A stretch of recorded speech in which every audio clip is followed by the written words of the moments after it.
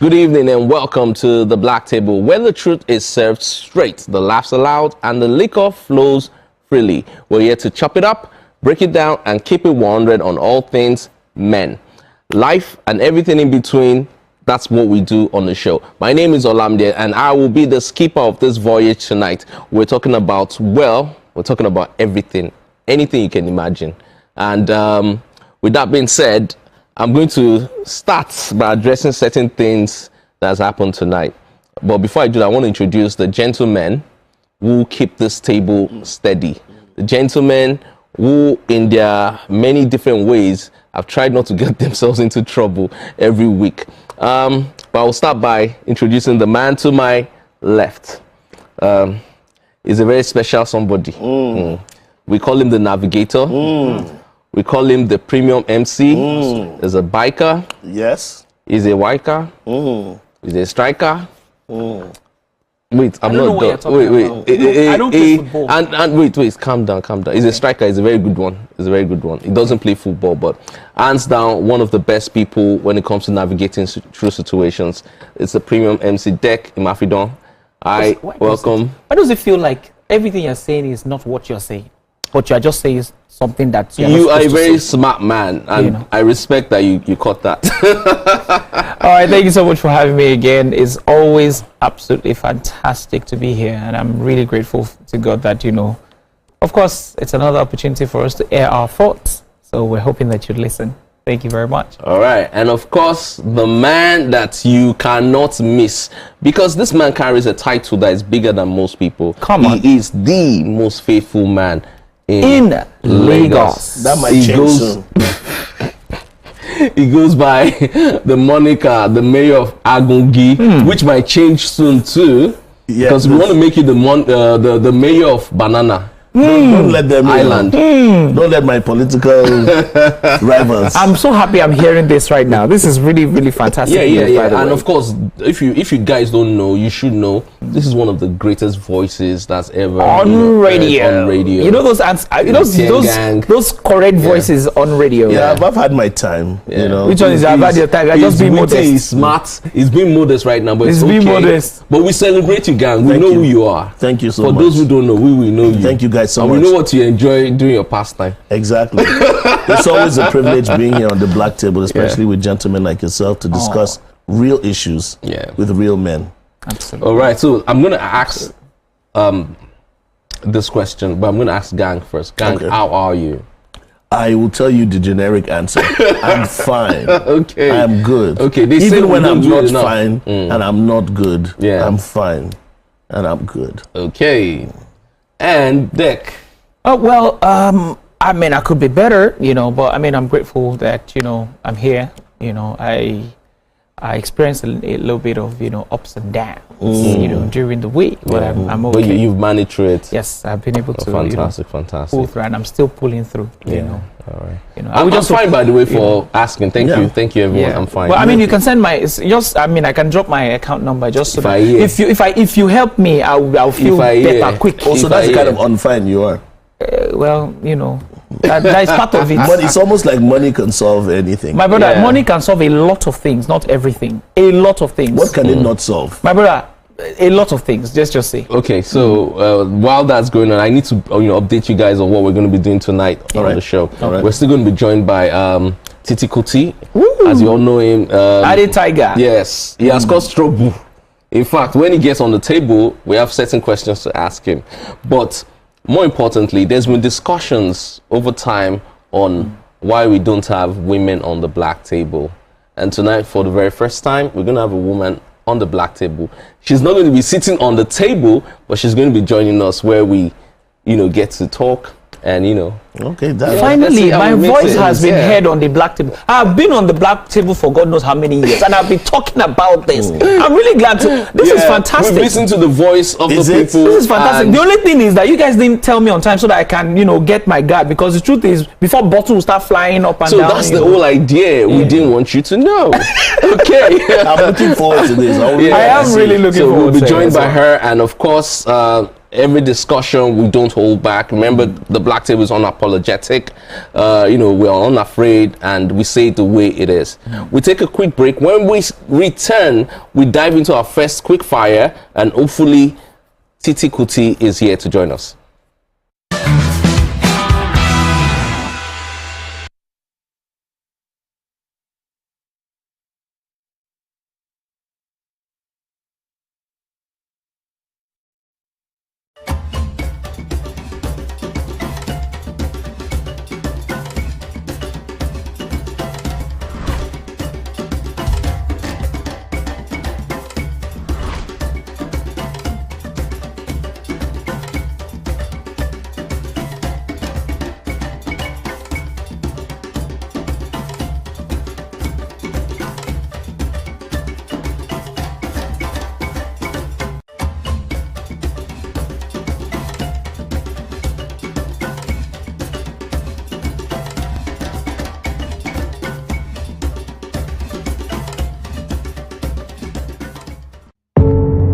Doubt and fear doesn't occur at the canvas, it shows in the canvas. It shows the conation of raw earthen material slabbed, stroked and molded at a pace provided by the doubt and fear. Every move way in the struggle of one to the other, merging the past to the present, brushstrokes of colors seen but not known. For when the wailing stops, the pieces settle down in abject beauty erected for a century of a century. Speaking, advocating, protesting as the arts are meant to be.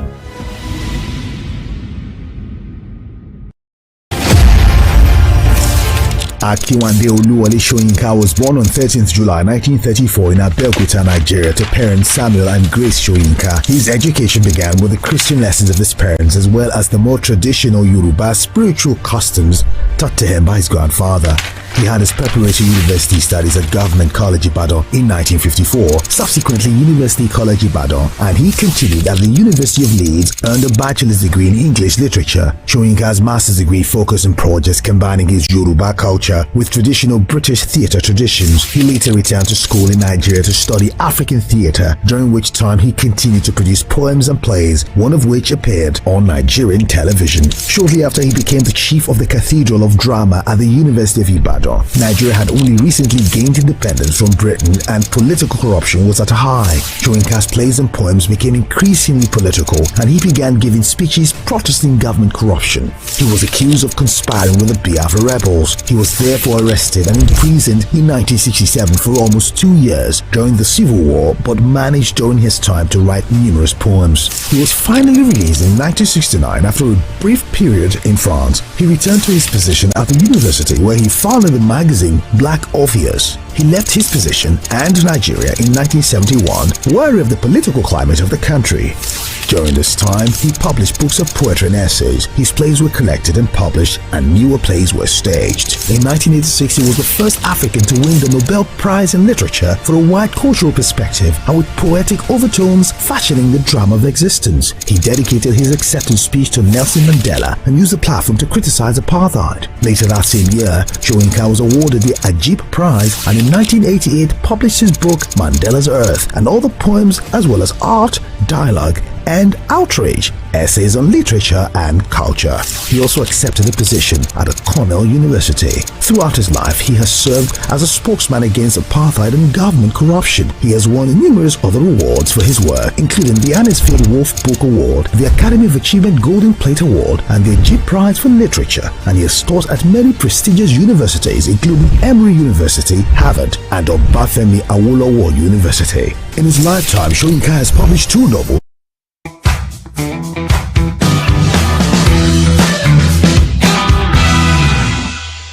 Tonight, we're not just talking, we're celebrating. We've got a man in the house who needs no introduction, but we're giving him one anyway. He's graced the covers of magazines, lit up the silver screen, and conquered every stage he stepped on.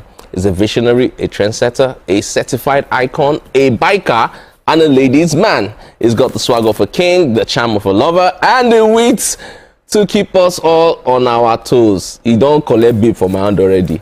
It's the definition of fly. Welcome, Titi Kuti, aka Ade Tiger, the most loyal man, the most loyal man in Nigeria. The most loyal man in Nigeria. Yes. We've got the most faithful man in Lagos. Yes. Now we've got the most loyal man in Nigeria. Yaga. Out of the shores of Nigeria, I can't speak for that. Okay. But Well, yeah, in Nigeria, we know about Nigeria. in Nigeria, yeah. Welcome. The introduction with me. I don't know. Wait, before we go any further, let me read a message. Someone that doesn't talk to me often sent to me the moment I put up your picture, and I said, "Oh, we have Titi Kuti on the black table." Wow. All the women have been on my case. I'm like, what is this now? Which kind of wahala be this? That's so. Let me just read the message. I'm not going to read everything because some are just like too much. Yeah. So let's see. You know what? I can't read any of this on TV. Okay. welcome. How's your day been? Good. Busy, locked up, but I mean, Busy means money. well, a mix of both. Money, value, impact. But I'm happy to be here. Like it's a perfect way to round up all of today's And tied up unwind at the same activities. time. You know, I'm trying to readjust. So this is the longest I've been out of town. Yeah. So I'm trying to readjust to, people not keeping to time schedules. Yeah. Planning for the traffic. Yeah. And, like all those logistic things. I'm reactivating my Lagos street sense. Anyways, welcome. Of course, we have Tier Gang on the bar. There is the man filled with wisdom. So you'll be dishing us Tier Gang. Tien Gang. Tien Gang. Yeah. CN gang. That's somebody's name. Oh, Yeah. I'm not a tiger, but I tried. You're lion. So we'll be diving into our first story, which is our quick fire. Number one, paternity fraud. 4 children, one shocking revelation. A man's world turned upside down after he discovered that the 4 children he had been raising with his wife weren't biologically his. It all started when his eldest daughter took a DNA test to trace her ancestry and found no genetic connections to her father. She confronted him with the results, and although visibly shaking, he calmly asked her not to mention it to her mother. Well, this story is very interesting because after that particular situation, the man decided to do a test on 2 other of his children, and then discovered that those 2 don't, belong to him. But before we dive into the story, we take a quick break, and then we now break the story down, analyze it, and then see, what your thoughts are. A few years ago, my oldest daughter had to take a DNA test for school just to figure out ancestry. During the DNA test, she came to me very, very sad because apparently me and her were not related. I was like, huh? When she told me this, I had to keep a straight face because the immediate shock was just wild. Then I decided to go with her to get a paternity test done. When we got the paternity test done, it was also concluded that I was not her father. At this point, I was shocked. I've had 4 kids with my wife, and she was the oldest, and I needed to see how far this rabbit hole went. I told her to not let her mother know that we know this information, and then I went to my next oldest child. Not mine. I went to the one below that. Not mine. And then I decided to stop there because the youngest child is so young that this may directly affect them, and they don't really understand what's going on anyway. So I didn't even want to go into that rabbit hole, but when I got the information, I immediately was like, let me go talk to my wife about this. So, like always, she didn't take responsibility or any type of accountability, and she said, how are you going to believe your wife over these tests? I was like, are you serious? Are you like, for real? Like, is this really where you're gonna go with this? Then she starts crying profusely and saying it was only one time. I didn't mean to do it. And I was like, it was only one time. Hey. And then I showed her that each one of the children aren't mine. All right, that's the video, and you'll just heard the whole story. Now, it's a very sad situation, but it's quite common in the world today, whereby a man discovers that his children don't belong to him. I'm going to start by asking you what your thoughts are on this, because it's quite rampant, and this is something we've talked about on the Black Table. Do you think legalizing paternity tests right after having children should be a thing across the world? You want to know what I actually think? Yeah, I want to know. So I have to be very factual with you. I think it's never going to happen. Why? Why do you say so?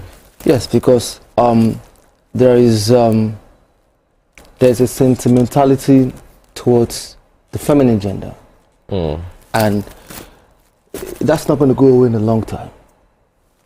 And I think the advent of feminism and things like that solidifies it, because now you have women in top positions, women who are controllers of industry that are willing to protect the feminine agenda irrespective of if it is positive or not. So it's a wish that's never going to come true, unfortunately. Maybe 30 years ago it could have happened, but right now I think it will be very difficult. It's a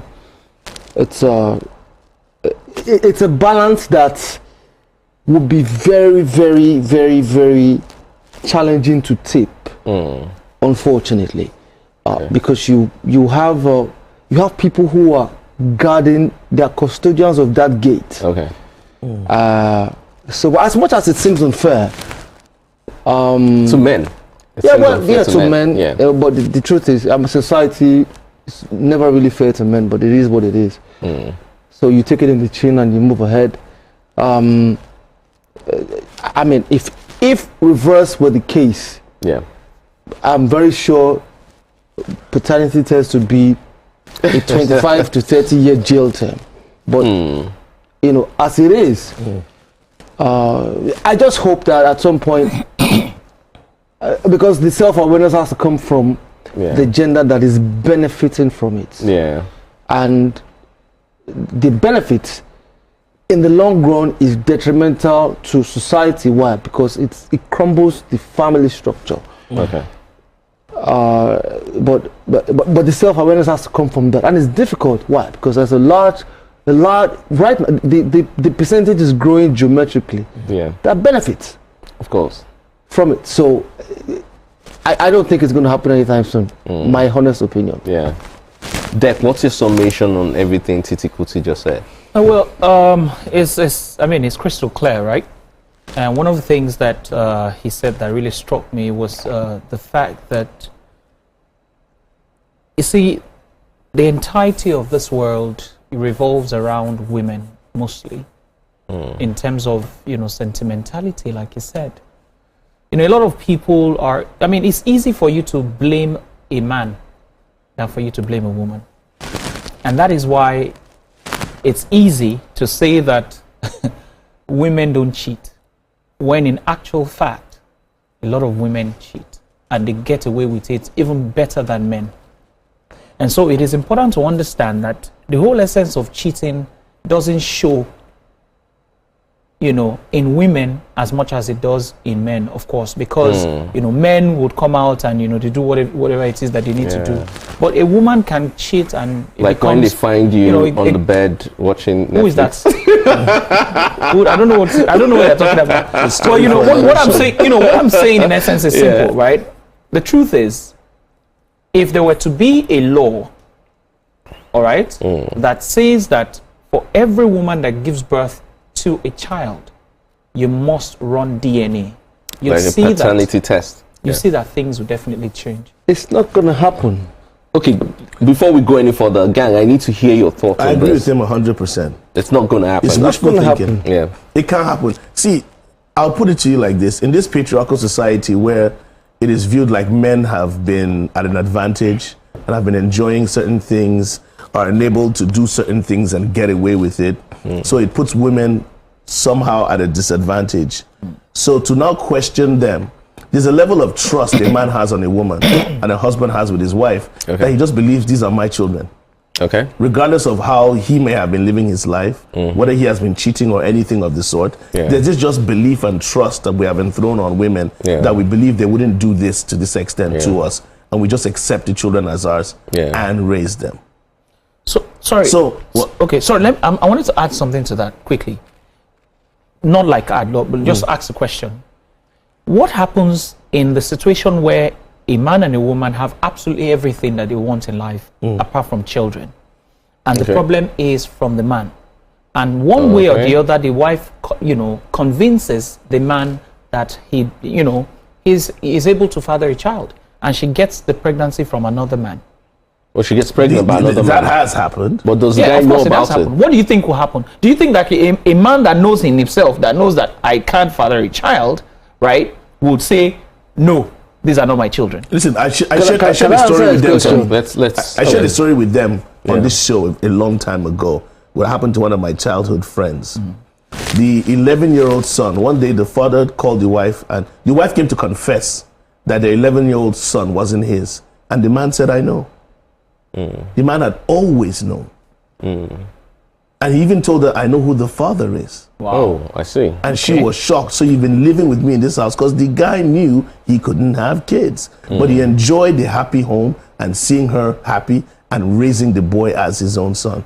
So there's a level to which men have done certain things and they accept it, not as if they can't. So just to buttress what he said, there are certain things that men can carry on the shoulders, and which is the reason why I always wonder the reason why there's this argument about gender equality. We're different. Yeah, we're definitely different. We're both human, Homo sapien, but we're different species. Real talk. We're so different. Because the things that men can carry on their shoulders and move ahead, and no one still keep it together.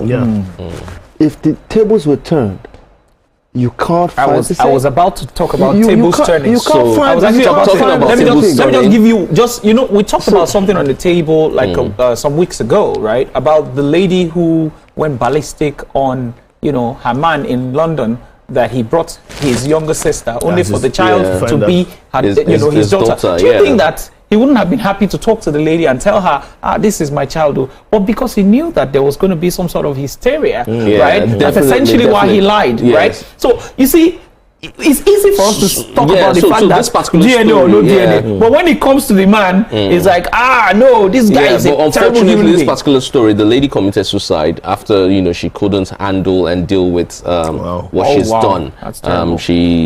And that's not a solution. That doesn't solve anything, because she just leaves a big problem behind. What is the reason behind the suicide in the first place? Because I saw that story. She was the one that went on Instagram Live. Yeah. And was recording. And all of the abuse that people came to attack her with, she recorded it by herself. Yeah. And people picked on it like, how sensitive can you be? How could you? This is a child that has nothing to do with this situation. First. Two, what kind of relationship do you have with your husband that he cannot even tell you that there is a child somewhere? I can tell you, if it was a woman, from the day one, you know that there's a child. The child is, you can tell that for you to have some sort of a benefit or favor of accompaniment or companionship from the woman, the child has to either like you like the child. Like, she needs to see that. So there's a bond. So, but the truth is, women do this boldly, but when you flip the coin, the men have to hide and. All right. So talking about women, there's a huge case in court right now. Of course, everyone knows the scandal. PDD is in court, and of course Cassie over the last 2 days has also appeared in court, and many questions have been fired left and right, and we need to dive into it. A lot of people have said, if you're following the story, Cassie gave her side of things, and she was cross-examined yesterday, and a lot of people are saying that isn't she supposed to also be held accountable for some of the things? And as she really accepted the fact that while all of this was going on, she had a choice. Do you guys agree with that, school of thought, that she had a choice and she could walk away from the situation there and then? Or she was actually afraid and she couldn't do anything? It's not going to happen. Every time there's there's a victim story of a damsel in distress that has been maltreated, taken advantage of, or used, pretty much. it's a catch. Yeah. Irrespective of if there's a flip side to the story. And this has been on for 30 years. And you have a situation where those that have benefited from it back then have transcended that information to those, growing into nurturing. Yeah. And it's transcending into the next generation also. Yeah. So there's a psychological platform where for lack of a better word, the gender war plays. And unfortunately, it is only the men that are not aware that there is gender war. Yeah.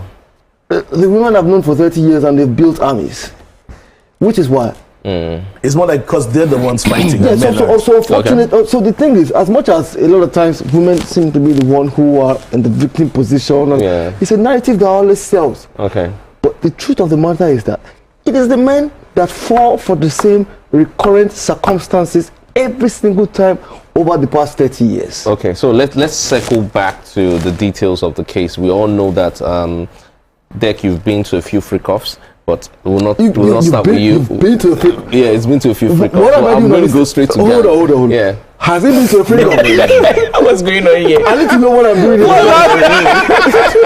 Let's start from there. Have you been to a freak-off?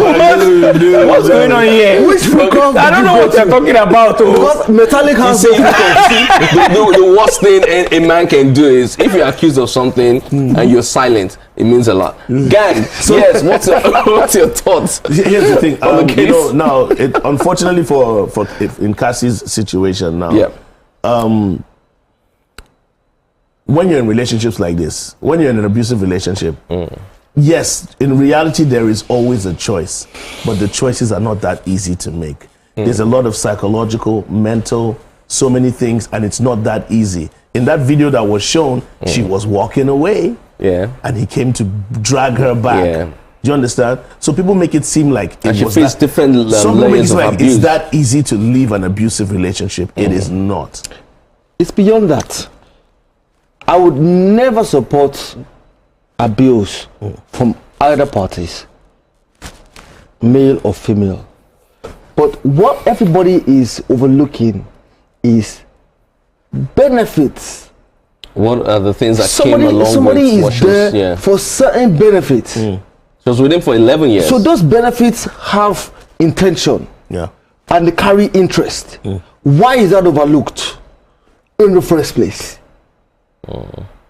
So so now the point is, it gets to a point where this one individual is drowning, and then those fingers are being pointed. Those benefits can be leveraged on, and then it becomes.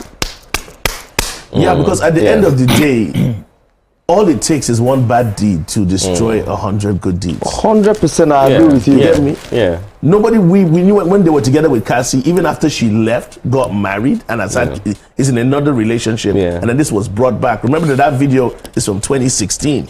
That's how old that video is, and it's just 9 showing years. up. It's just showing up now. You get me? So, like I said, back then she went through what she went through.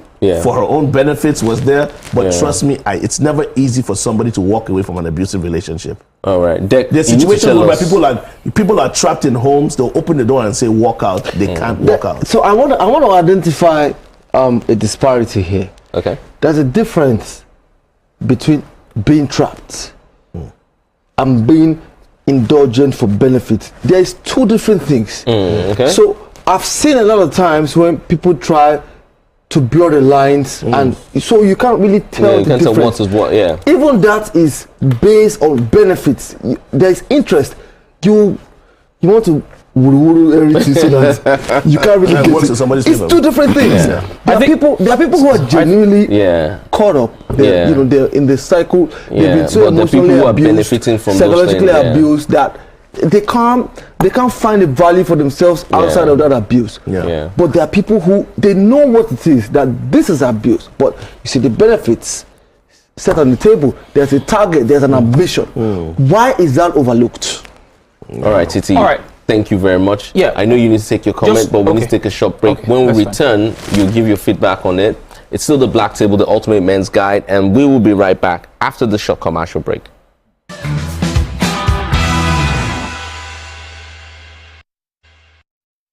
Good morning, Marina Station and all the passengers. Efficient, it's comfortable. This development will go a long way in reducing congestion and emission. The trains are long-term solution to Lagos traffic challenges. This is where we take the final, decisions on policies, programs of government. I will have to ensure that, the narration of Lagos as a PLC is taken very, very seriously. This is a major pedestrian bridge linking Oyinbo here to Apapa Road over there. With this overpass, we are providing what we call a permanent solution.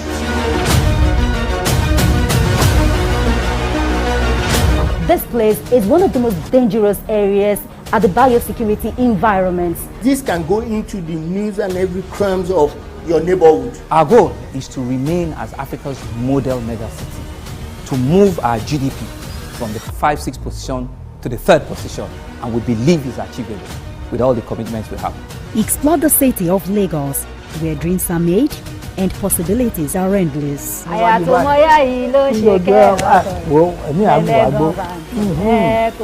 Amadedoja Salamadini. I live in Lagos, inside Lagos.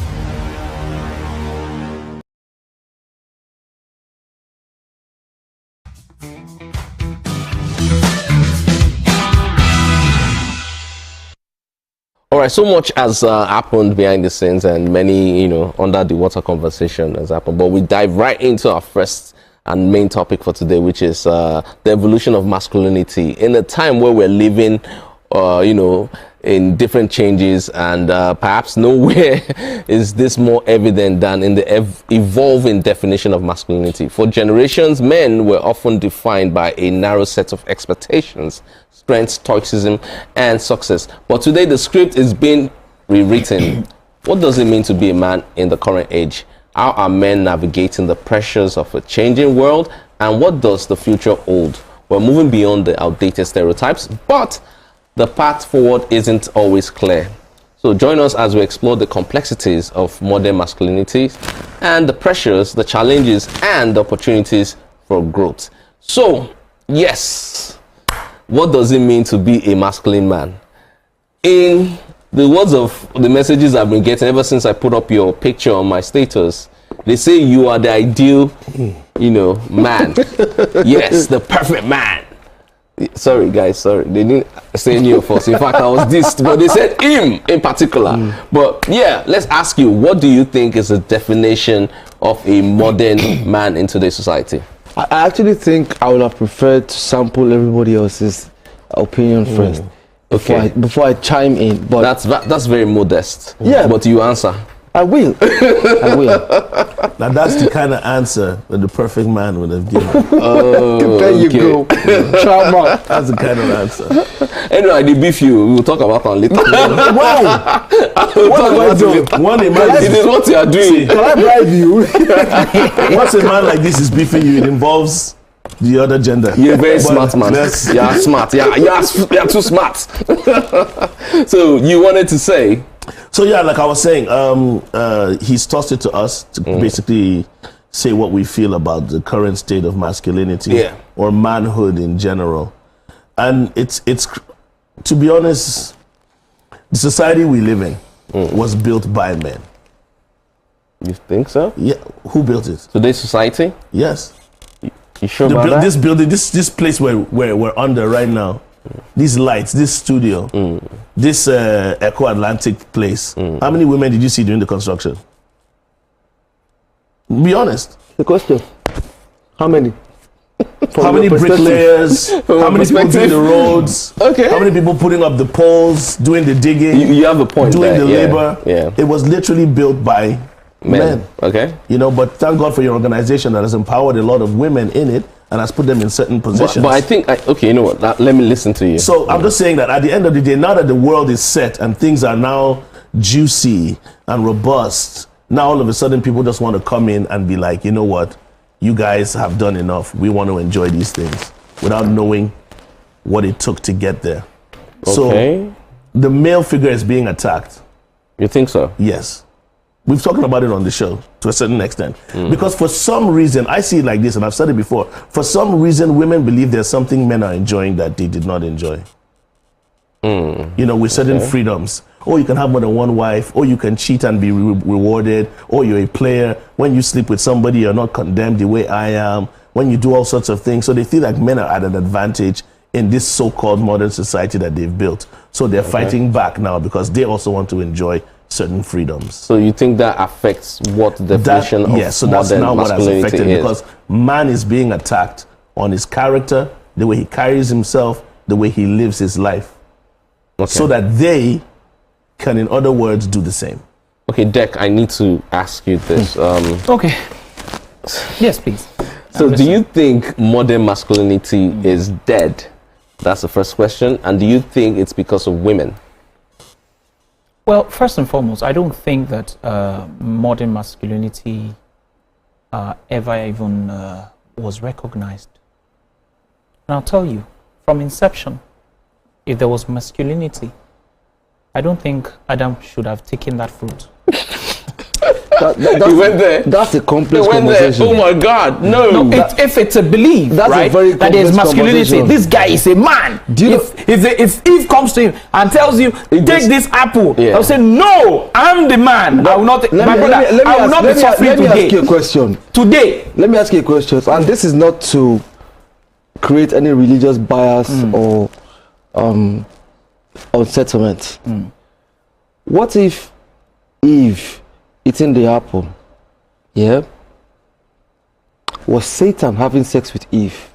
Question. Just what if that's what it was? That school of thought. Let me bring my brain back. Yeah, like what if the apple that Eve ate was Satan? I was having sex with Eve. So basically, Oh my God! How did you get there? Don't let my guy. The Bible is complex. This conversation that you're having is not normal eyes conversation. Wait, let me bring up my pen and paper. So she came to Adam, and Adam was clueless. Okay, completely clueless. So let me, that was just, what I said was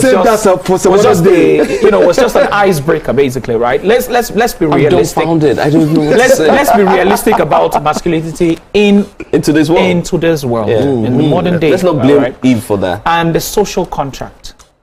Thank you. Now you must understand that what we see as masculinity, especially in Africa, is not what masculinity is. So a lot of the time, masculinity in Africa is the fact that I am the head, and you must be under me. Okay.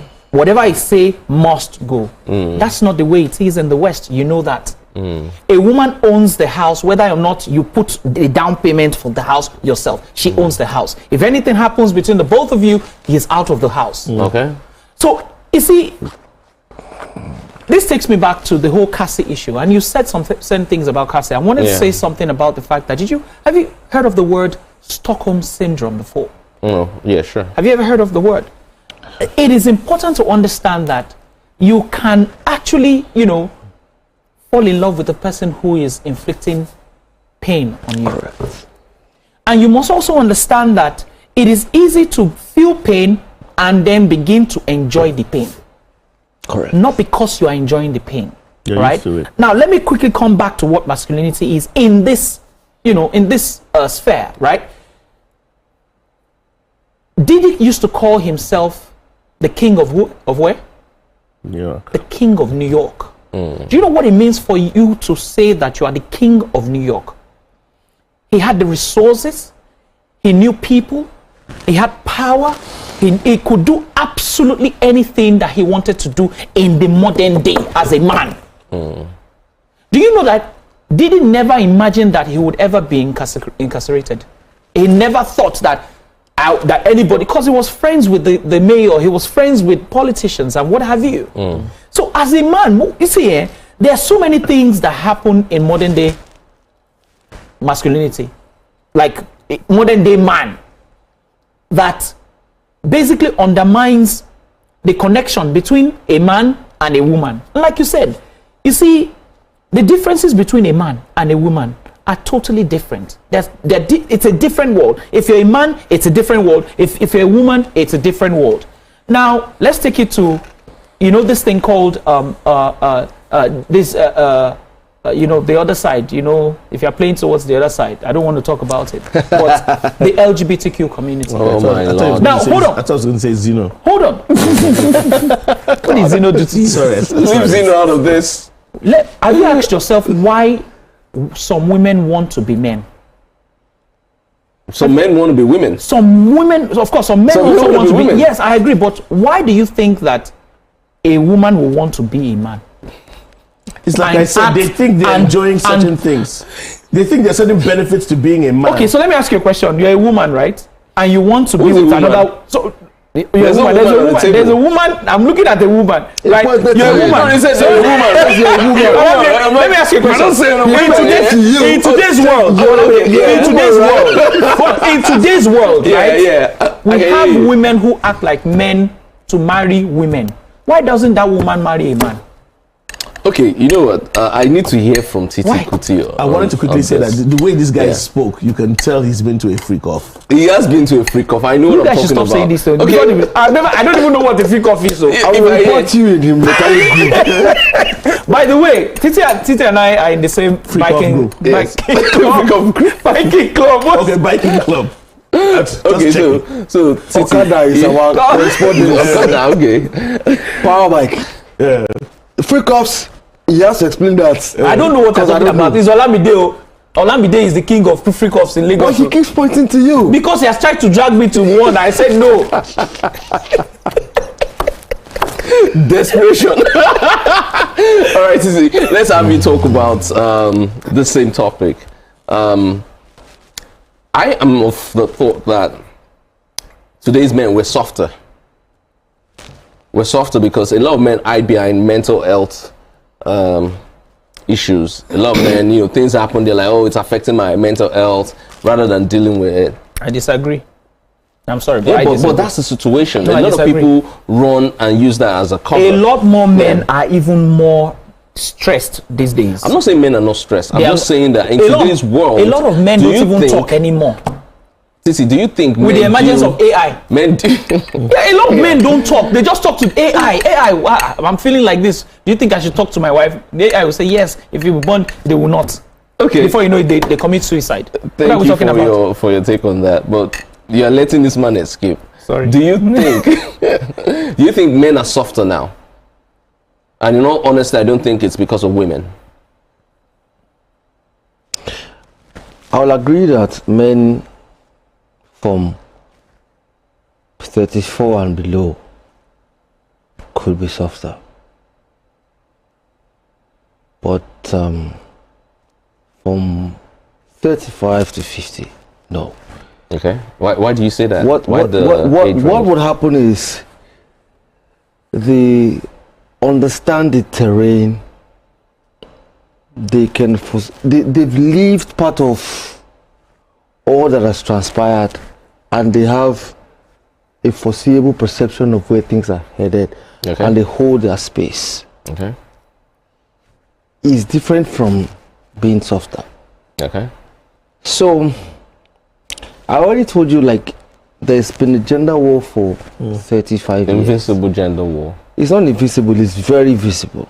Just open your eyes. Home Alone, most of the films that we watched in 1993, 94, 95, they were talking about separation of families, and like it's already been implanted from then, and then it has grown till now. And today is World International Boys Day. Yeah, it is. Wonderful. Guess what? No noise about it too. No noise, yeah. But the day that we're doing Girls International Boys Day, you see it everywhere. So wait, whose fault is it? You just established. It's a social contract. I believe in accountability. You can't establish the fact that there are a lot of men behind what we have in today's world. Why is it that men are not celebrating men? Let's start talking about accountability here. A lot of men, and I do have this statement I make a lot. I said, men do not help men. When we started the show this evening, I asked the both of you, how are you? Howie, you said you were going to give me a generic answer. You said you were looking for money. We're not giving you money. But the point is this. When do men start taking accountability for what today's world is like? I remember when Uti was seated right here and he was saying that today we blame a lot of women for things, but it's men like us that have created those situations. So I also think that men have become very soft, and then we point fingers rather than getting things done. So you live in a world where women, when it favors them, want to be your equal, and then when it puts them on the back foot, you gotta be a man. Exactly. That's the world you live in today. And the quicker you realize it, the sooner you understand the dynamics of what that entails, the more you can function productively. Because what you have is two standards that would at the same time suppress you and make you feel inadequate, because so men, we have it tougher now. We definitely have it tougher. Why? Because you have a lot of women who are in decision-making positions, who have risen through the ranks and are up there. And they've earned it, by the way. We need to identify that a lot of women who are at the top as much as they've earned it. Yeah.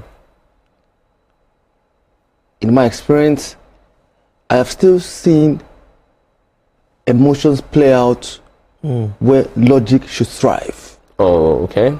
I've seen it. You find an establishment where, so for me, I have always admired women in administrative positions and, management, the whole thing, things down. But when you give them the power of leadership, you need to have the strength, so to say, to be able to make certain decisions on logic. On logic, yeah. Being objective. Yes. Okay. So that's the part that I don't think they've been able to, find a way to harmonize. Okay. And what has happened is there has been a cover for it. So you don't mind if a woman is on top, or do you always want to be on top of a woman? It's not about who is on top. Why does that sound like something else entirely? I'm not. We need to be clear. It's not about who is on top. Even in intercourse, okay, there have to be dynamics. I need to jot things down. There have to be dynamics. But the most important thing is that there has to be a consensus of ideology, which is what is lacking. From intercourse to marriage to, there is no consensus of ideology. And why is that?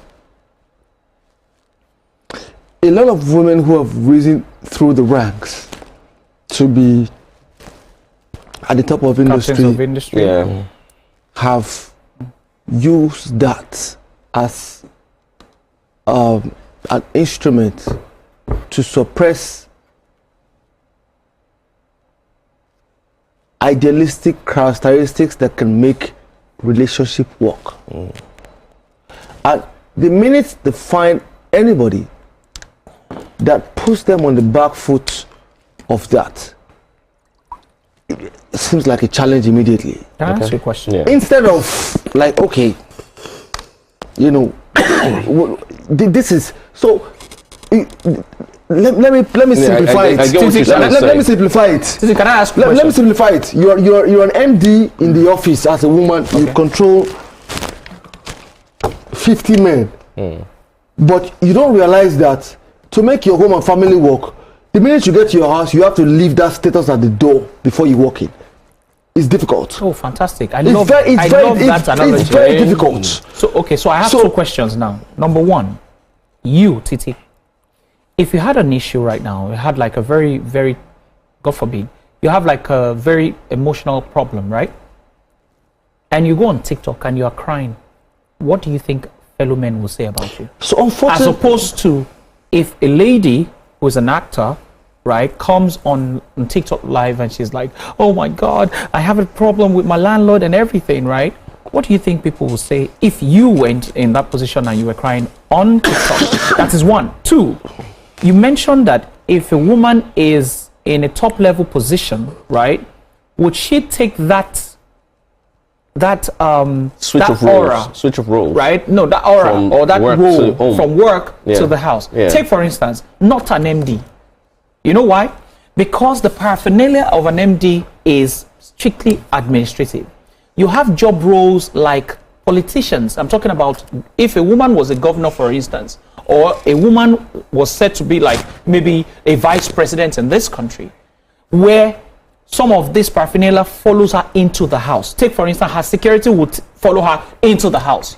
Do you think that she would be able to, you know, be submissive to her husband?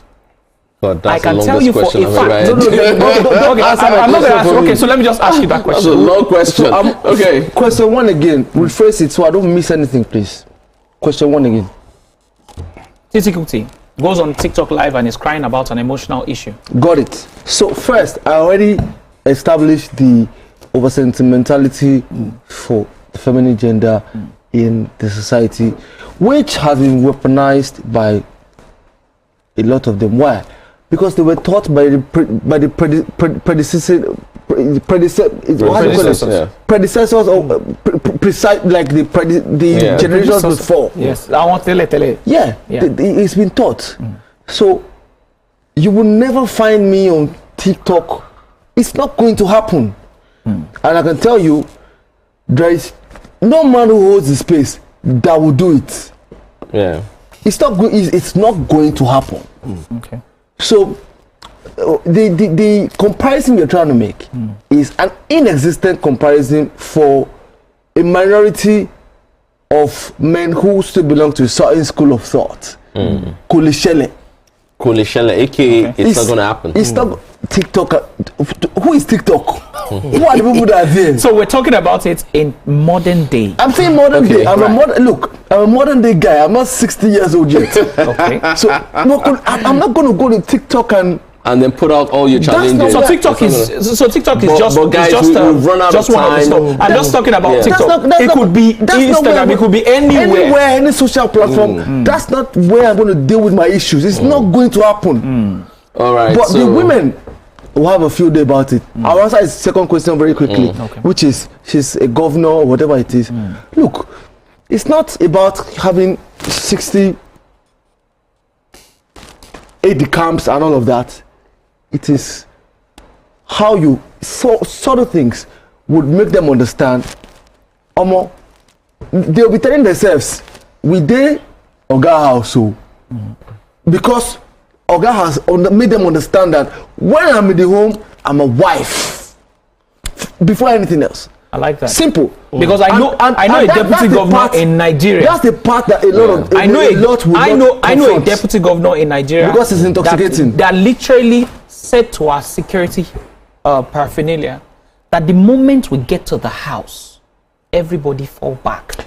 She will serve her husband and kneel down. That's a deputy governor. That's how to do it. So on that Even if note, you don't kneel down, we've established that no matter what, it's an ongoing thing between both genders, and hopefully there's a balance sometime very soon. Hopefully. On this note, I want to say thank you to all the gentlemen on the black table for tonight.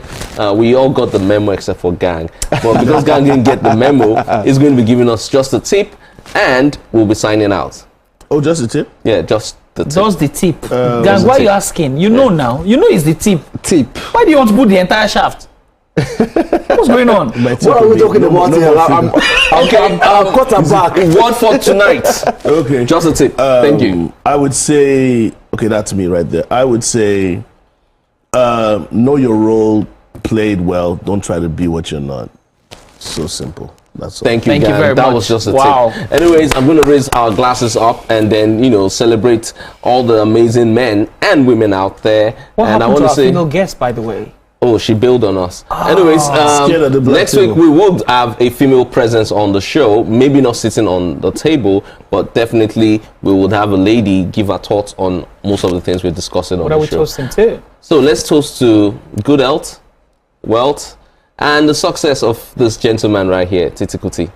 Success of all of us. Success to all of us. Now, Kilo Shele. It's Again, you people, you are buy one get 10 free. Are all bonanza. On this note, I'd like to say thank you to all the viewers and of course all the guys behind the scenes. Thank you, you guys are amazing. We'll see you same time, same station. Remember, the darker the night, the brighter the stars. Good night. Good night.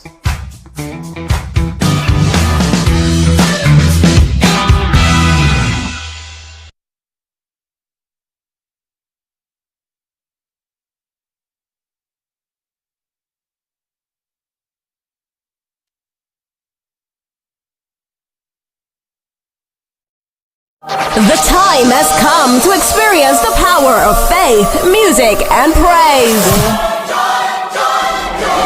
This is the Max Urban Gospel Chart Show.